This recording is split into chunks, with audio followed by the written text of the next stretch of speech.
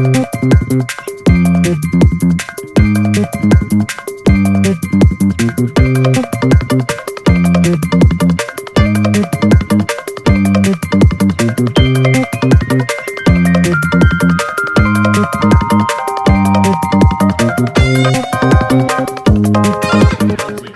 esta edición de Punto Fijo vamos a presentarles una sección nueva y especial, a la que llamaremos a partir de hoy Revólver Histórico.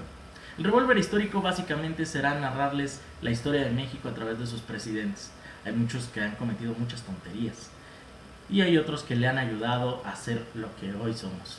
Empecemos entonces con Venustiano Carranza, quien en 1917 y hacia 1920 fue presidente de México.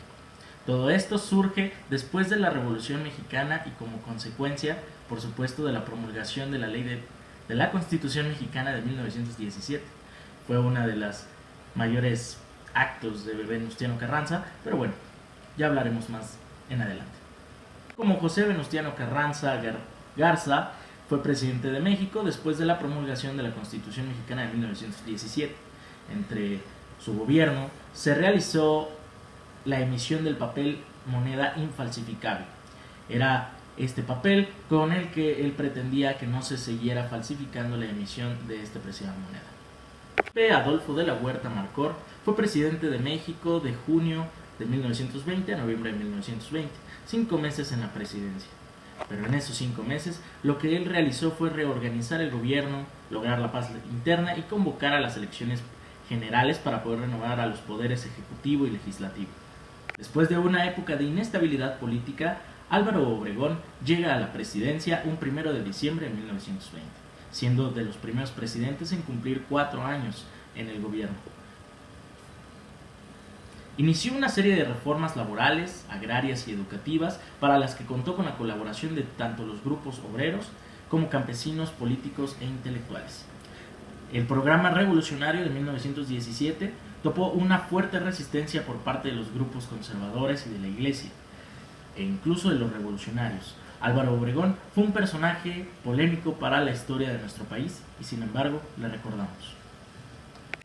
Francisco Plutarco Elías Campuzano fue presidente de México del 1 de diciembre de 1924 al 30 de noviembre de 1928.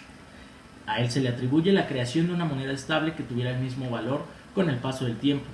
Esa fue una de sus principales políticas económicas. Creó un presupuesto balanceado y una hacienda renovada con un personal confiable para el manejo de las finanzas. A él también se le atribuye la creación de 2 instituciones que marcarían el rumbo de nuestro país: el Banco de México y el Partido Nacional Revolucionario, que después se convertiría en el Partido de la Revolución Institucional, dando así origen a lo que fue conocido como el Año de las Instituciones. Emilio Cándido Portes Gil fue presidente de México del 1 de diciembre de 1928 al 5 de febrero de 1930. A él se le atribuye la expedición de la ley con la que se le otorga la autonomía a la Universidad Nacional, ahora llamada Autónoma de México. Se crea el Comité Nacional de Protección a la Infancia, que es un antecedente directo del Sistema de Integración Familiar, TIF. El conflicto estudiantil que se provocó en el mes de mayo de 1929 y que dio por consecuencia el resultado del acuerdo del Ejecutivo de la Unión para otorgar a la UNAM la autonomía, nació como consecuencia de esa decisión que toma la rectoría del plantel. Pascual Ortiz Rubio fue presidente de México del 5 de febrero de 1930 al 2 de septiembre de 1932.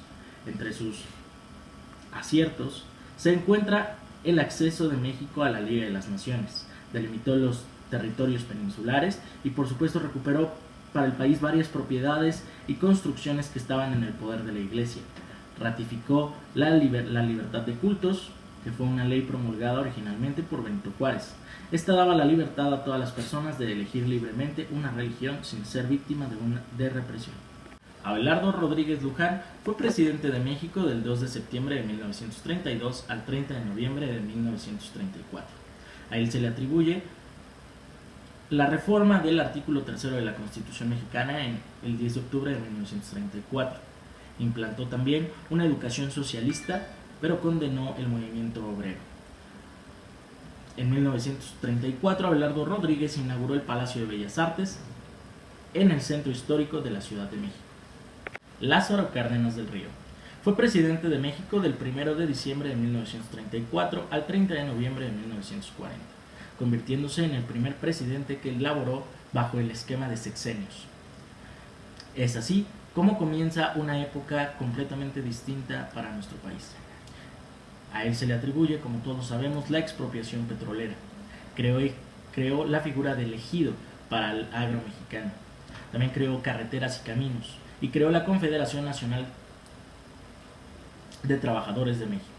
Nacionalizó los ferrocarriles entre los años 1937 y 1938 y además consolidó las bases del Partido Nacional Revolucionario. Como ya lo había mencionado, este último se convierte en el Partido de la Revolución Institucional. Así que Tata Cárdenas es considerado como el padre del priismo. Manuel Ávila Camacho fue presidente de México del 1 de diciembre de 1940 al 30 de noviembre de 1946. A él se le atribuye el decreto de la Ley del Seguro Social y la creación, por supuesto, del Instituto Mexicano del Seguro Social, el 19 de enero de 1943. Se crea el Hospital Infantil de México, el cual se encarga de brindar atención médica necesaria a todos los niños de nuestro país que así lo requieran. El 18 de abril de 1944, Ávila Camacho y el doctor Gustavo Vaz, secretario de Salubridad y Asistencia, inauguraron el Instituto Nacional de Cardiología en la Calzada de la Piedad, lo que hoy es Avenida Cuauhtémoc, en la Ciudad de México. Miguel Alemán Valdés fue presidente de México del 1 de diciembre de 1946 al 30 de noviembre de 1952. A él se le atribuyen muchos errores y desaciertos, pero también algunos aciertos, en los cuales destacan los siguientes. Creó más redes carreteras, ferroviarias y obras públicas. Creó más sistemas de riego y en los que ya estaban fueron mejorados. Organizó y creció el reparto agrario. La inversión privada aumentó y así también se acrecentó el crecimiento industrial y urbano de nuestro país. La inversión privada aumentó y así también se acrecentó el crecimiento industrial y urbano en nuestro país. Adolfo Tomás Ruiz Cortines estuvo en la presidencia el 1 de diciembre de 1952 al 30 de noviembre de 1958. Aumentó el control sobre los trabajadores, a su vez hubo una intensa pugna entre los dirigentes obreros por el poder del movimiento organizado.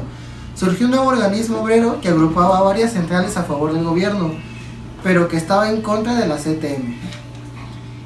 En el siguiente sexenio tuvimos al presidente Adolfo López Mateos, que estuvo en su poder del 1 de diciembre de 1958 al 30 de noviembre de 1964.